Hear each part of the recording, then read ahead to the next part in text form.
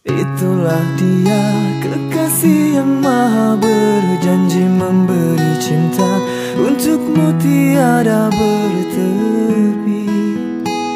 Jangan engkau menyesal suatu hari nanti, kerana engkau telah mengetahui kekasihmu itu tempat kau kembali.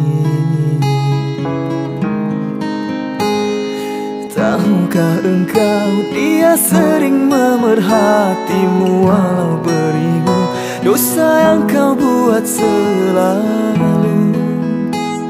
Kekasihmu itu ingin kau segera kembali, kerana dia merindui tangisan taubatmu kepada Ilahi. Oh, kekasihmu itu ingin kau rasa gembira, andai dapat ke syurga yang kekal selama-lamanya, hanya dengan ketaatanmu, hanya dengan cinta Sang Rabbi. Andai kau berduka, Allah akan selalu di sisi.